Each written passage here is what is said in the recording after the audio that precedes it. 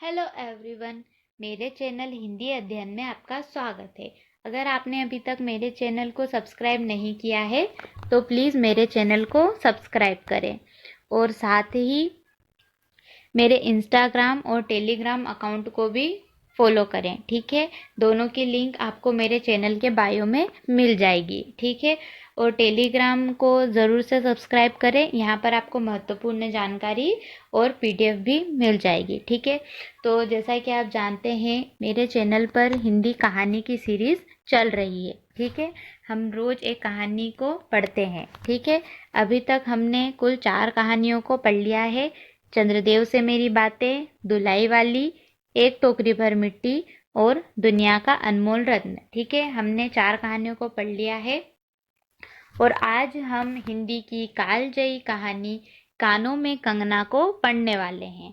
ठीक है, तो इस कहानी में मार्मिक प्रेम और विश्वासघात की कहानी है ये। ठीक है, तो चलिए पहले हम इसके तथ्यों को देखते हैं और फिर कहानी को पूरा पढ़ेंगे। ठीक है, उसके पहले आप ये देख लीजिए कि मैंने हिंदी कहानी की प्लेलिस्ट मेरे चैनल पर बना दी है। यहाँ पर आपको सभी कहानियाँ मिल जाएगी। ठीक है, चलिए अब हम कानों में कंगना कहानी के महत्वपूर्ण तथ्यों को पढ़ लेते हैं।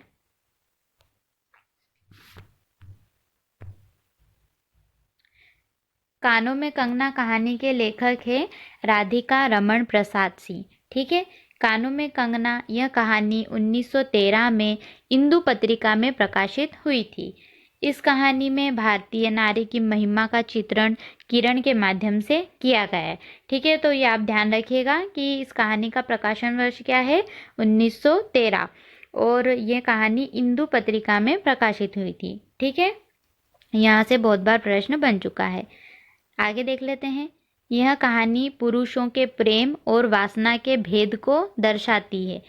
प्रेम और वासना का द्वंद्व इस कहानी में है। ठीक है, ये पॉइंट याद रखिएगा आप। कानों में कंगना एक प्रतीक है जो कहानी का केंद्रीय बिंदु बनता है।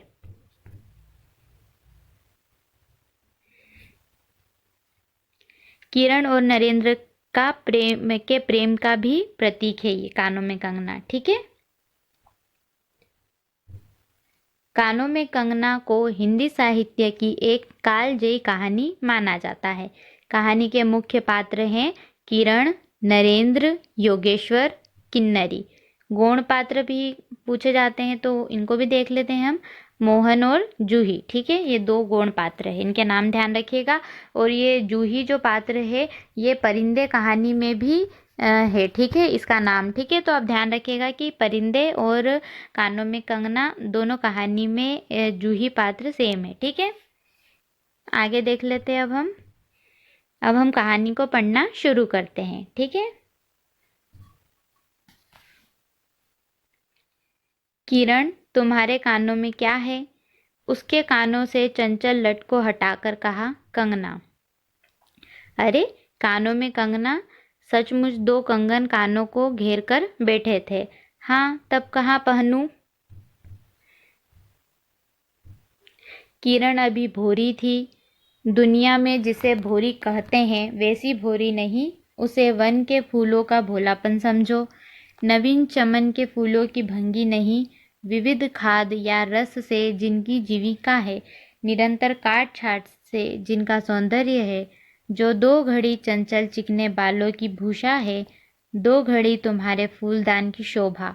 वन के फूल ऐसे नहीं, प्रकृति के हाथों से लगे हैं, मेघों की धारा से बड़े हैं, चटुल दृष्टि इन्हें पाती नहीं, जगवायु इन्हें छूती नहीं। यह सरल सुंदर सौरभमय जीवन है। जब जीवित रहे तब चारों तरफ अपने प्राण धन से हरे भरे रहे, जब समय आया तब अपनी माँ की गोद में झड़ पड़े।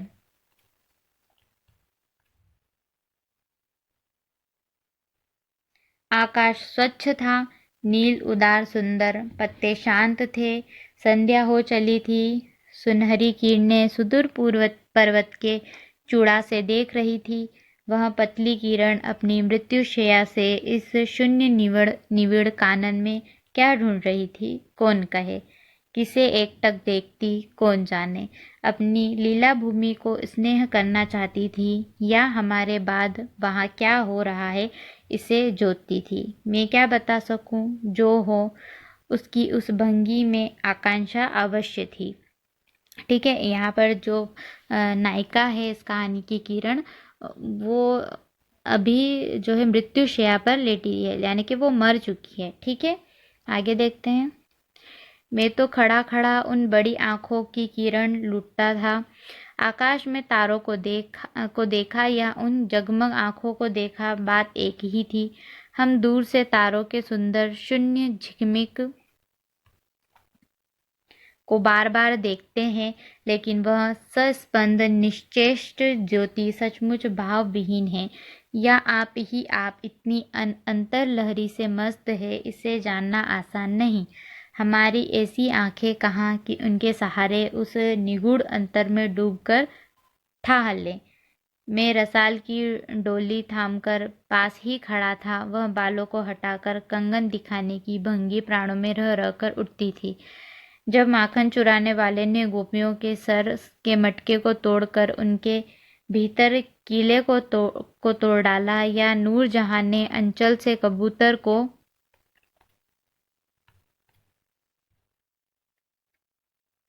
उड़ाकर शाह के कठोर हृदय की धज्जियां उड़ा दी, फिर नदी के किनारे बसंत बल्लभ रसाल पल्लवों की छाया में बैठी किसी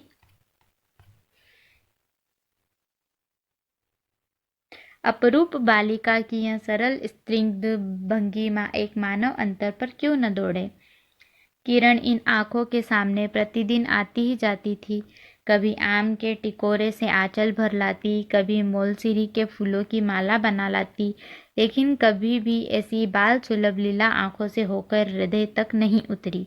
आज क्या था, कौन शुभ या अशुभ क्षण था कि अचानक वह बनेली लता मंदार माला से भी कहीं मनोरम दिख पड़ी।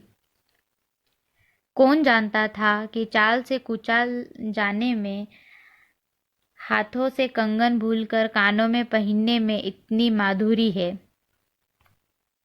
दो हाथों से कंगन, 2 टके के कंगन पहनने में इतनी शक्ति है। गोपियों को कभी स्वप्न में नहीं झलका था कि बांस की बांसुरी में घूंघट खोलकर नचा देने वाली शक्ति भरी है। मैंने झटपट उसके कानों से कंगन उतार लिया, फिर धीरे धीरे उसकी उंगलियों पर चढ़ाने लगा। न जाने उस घड़ी कैसी खलबली थी, मुंह से अचानक निकल आया कि किरण, आज की यह घटना मुझे मरते दम तक न भूलेगी। यह भीतर तक बैठ गई। उसकी बड़ी बड़ी आंखें और भी बड़ी हो गई। मुझे चोट सी लगी। मैं तत्क्षण योगेश्वर की कुटी की तरफ चल दिया। प्राण भी उसी समय नहीं चल दिए। यही विस्मय था।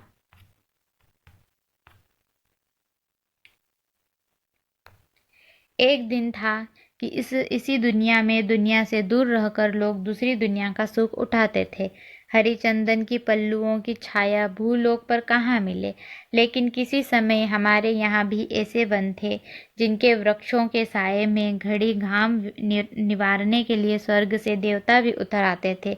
जिस पंचवटी का अनंत यौवन देखकर राम की आंखें भी खिल उठी थी, वहाँ के निवासियों ने कभी अमर तरु के फूलों की माला नहीं चाही, मंदाकिनी के छींटों की शीतलता नहीं ढूंढी। नंदोपवन का सानी कहीं वन भी था।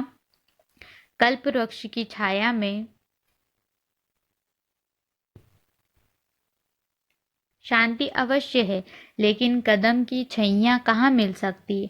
हमारी तुम्हारी आंखों ने कभी नंदनों उत्सव की लीला नहीं देखी, लेकिन इसी भूतल पर एक दिन ऐसा उत्सव हो चुका है जिसको देख देख कर प्रकृति तथा रजनी 6 महीने तक ठगी रही। शत शत देवांगनाओं में ने पारिजात के फूलों की वर्षा से नंदन का कानन को उजाड़ डाला। समय ने सब कुछ पलट दिया। अब वैसे वन नहीं जहाँ कृष्ण गोलोक से उतरकर 2 घड़ी बंशी टेर दे। ऐसे कुटीर नहीं जिनके दर्शन से रामचंद्र का भी अंतर प्रसन्न हो, या ऐसे मुनीष नहीं जो धर्म धुरंधर धर्मराज को भी धर्म में शिक्षा दें।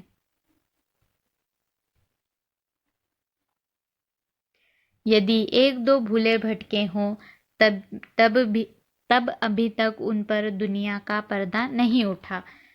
जगन माया की माया नहीं लगी, लेकिन वे कब तक बचे रहेंगे? लोग अपने यहाँ अलौकिक बातें कब तक होने देगा? भवसागर की जल तरंगों पर स्थिर होना कब संभव है?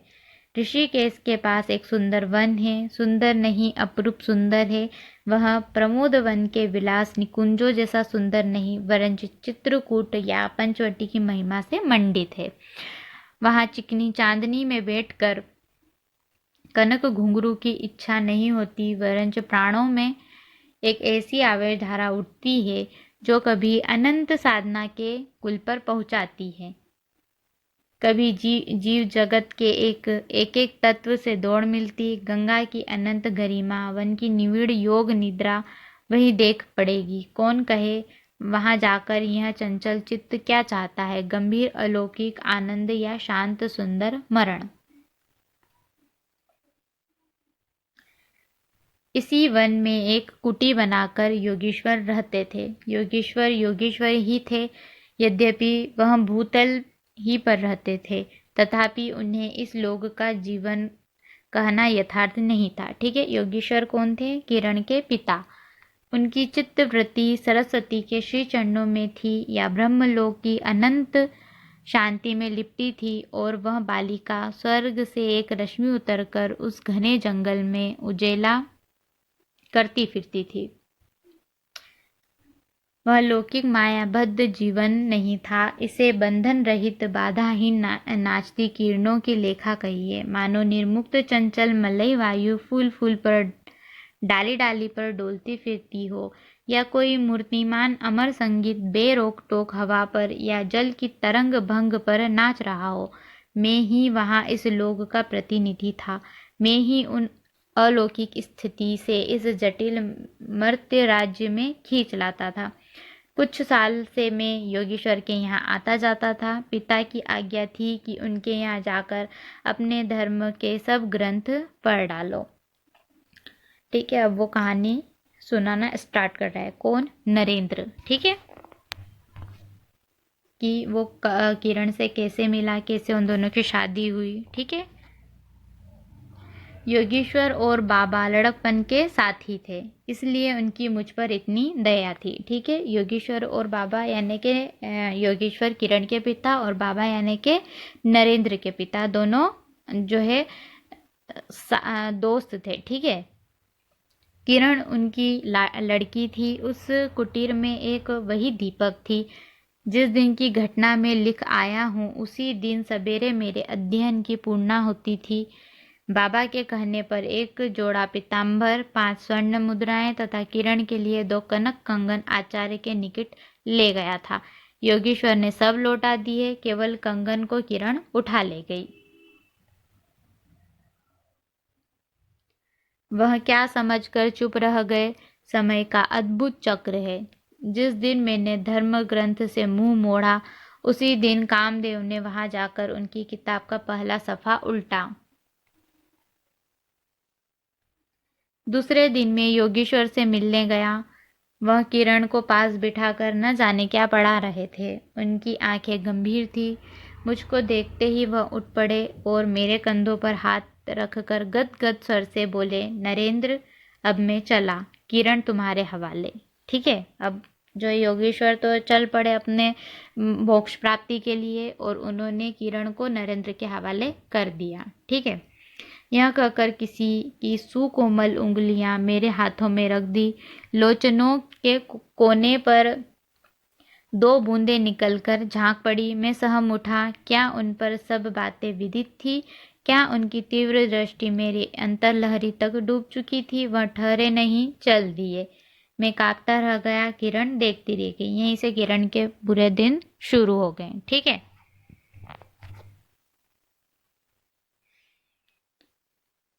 हठात अंतर से कोई अकड़ कर कह उठा, हाय नरेंद्र, यह क्या? तुम इस वन फूल को किस संबंध में ले चले? इस बंधन विहीन स्वर्गीय जीवन को किस लोक जाल में बांधने चले? कंकड़ी जाल में जाकर कोई स्थायी विवर नहीं फोड़ सकती।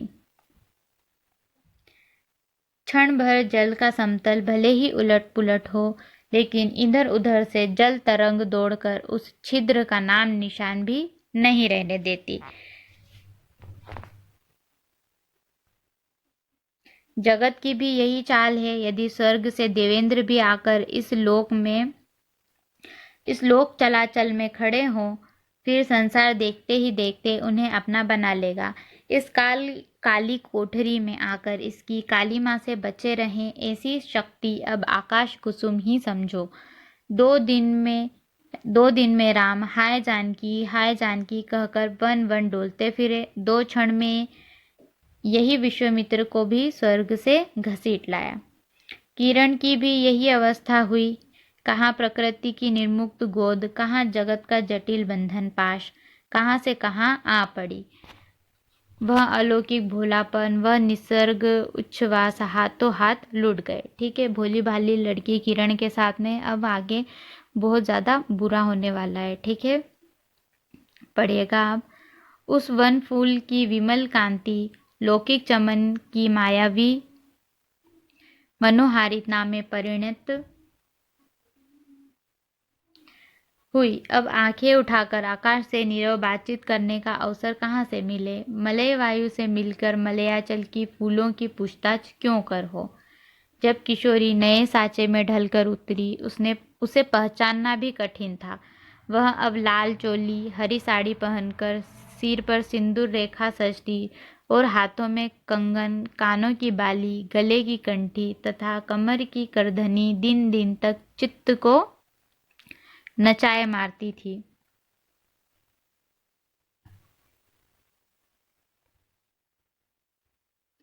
जब कभी वह सज धज कर चांदनी में कोठे पर उठती और वसंत वायु उसके आंचल से मोतियां की लपट लाकर मेरे बरामदे में भर देता, फिर किसी मत वाली माधुरी या तीव्र मदिरा के नशे में मेरा मस्तिष्क घूम जाता और मैं चटपट अपना प्रेम चित्कार फूलदार रंगीन चिट्ठी में भरकर जूही के हाथ ऊपर भिजवाता या बाजार से दौड़कर कटकी गहने व विलायती चूड़ी खरीद लाता। लेकिन जो हो, अब भी कभी कभी उसके प्रफुल्ल वदन पर उस आलोक की छटा पूर्व जन्म की सुख स्मृतिवत चली आती थी और आंखें उसी जीवंत सुंदर झिकमिक का नाच दिखाती थी।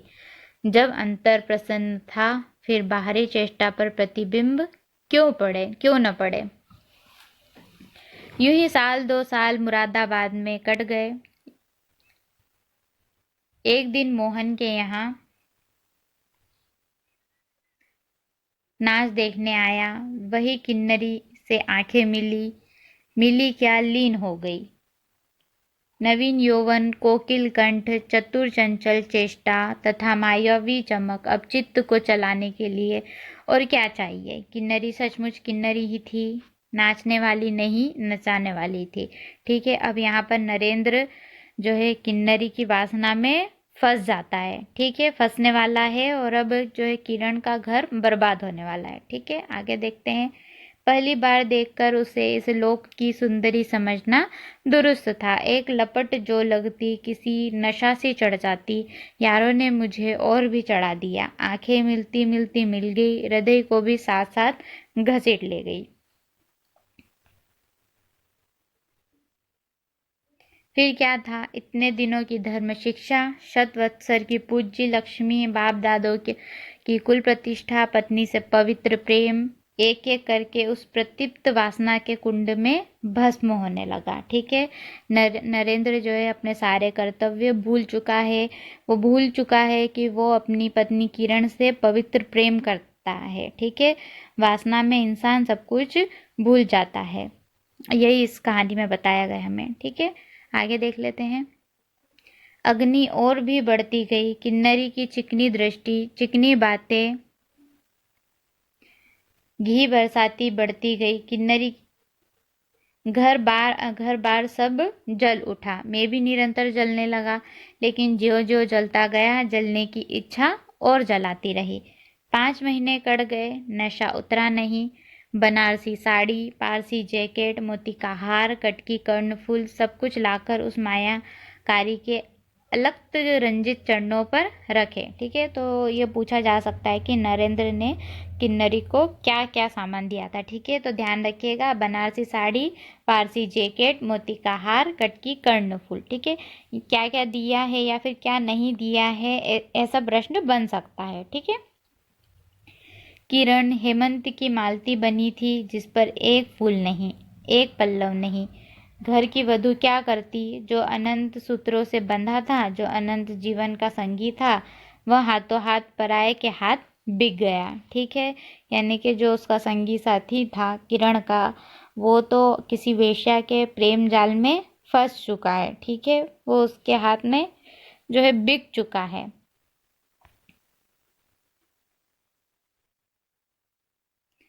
फिर ये तो 2 दिन के चकमकी खिलौने थे, इन्हें शरीर बदलते क्या देर लगे। दिन भर बहानों की माला गूंथ गूंथ किरण के गले में, और शाम को मोती की माला उस नाचने वाली के गले में शशंक निर्लज डाल देना, यही मेरे जीवन का निर्वाह था। ठीक है, यानी कि महीनों महीनों तक जो है उसी के साथ में रहता था, वो किरण के पास नहीं आता था। ठीक है, और किरण को हमेशा बहाने ही करता था। ठीक है, और और उस वेश्या को जो है वो रोज गहने वगैरह दिया करता था। ठीक है, क्योंकि वो अब वासना जाल में फंस चुका है नरेंद्र। ठीक है, आगे देख लेते हैं।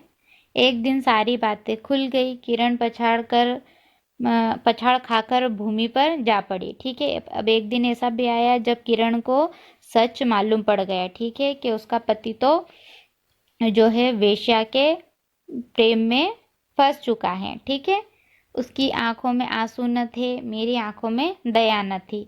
बरसात की रात थी, रिमझिम बूंदों की झड़ी थी, चांदनी मेघों से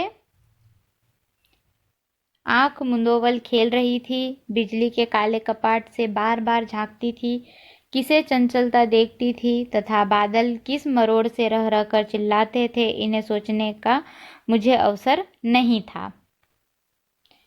मैं रह रह कर मैं तो किन्नरी के दरवाजे से हताश लौटा था। आंखों के ऊपर न चांदनी थी न बदली थी।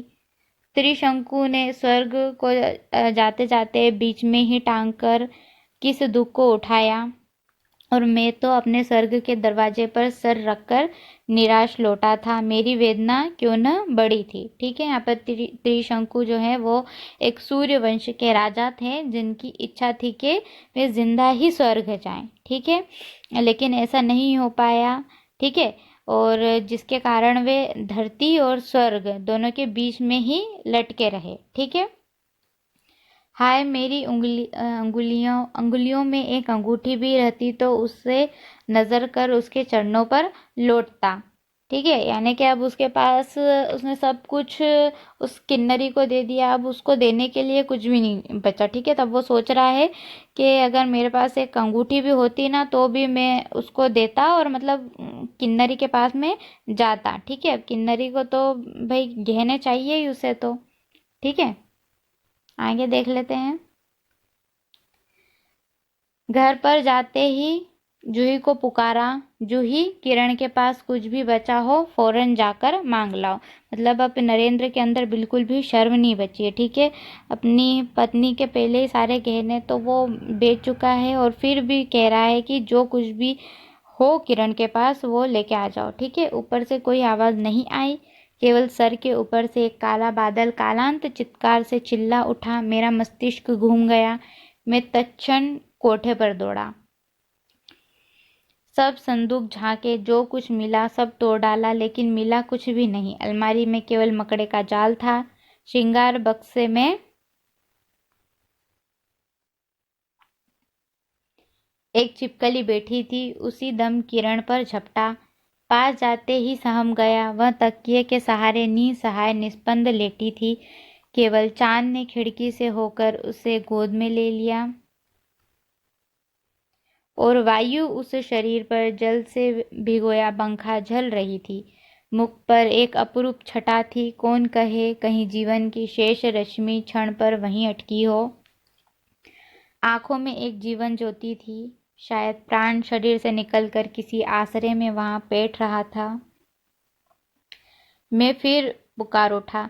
किरण, किरण, तुम्हारे पास कोई गहना भी रहा है? ठीक है, अब उसकी बेशर्मी देखो, जो है पलंग पर उसकी पत्नी मरने की स्थिति में आ चुकी है। ठीक है, या यूँ समझो कि वो लगभग मर ही चुकी है, फिर भी वो उससे पूछ रहा है कि क्या तुम्हारे पास कोई गहना बाकी रहा है?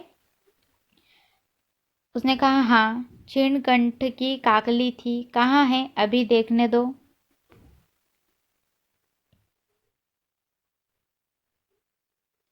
उसने धीरे से घूंघट सरका कर कहा, वही कानों में कंगना, कानों का कंगना। सर तकिए से ढल पड़ा, आंखें भी झिप गई। वह जीवंत रेखा कहाँ चली गई?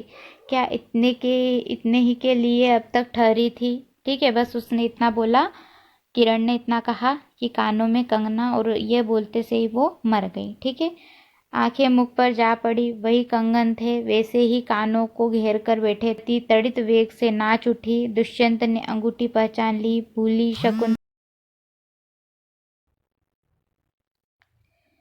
भूली शकुंतला उस पल याद आ गई, लेकिन दुष्यंत सौभाग्यशाली थे, चक्रवर्ती राजा थे, अपनी प्राण प्रिया को आकाश पाताल छान कर ढूंढ निकाला।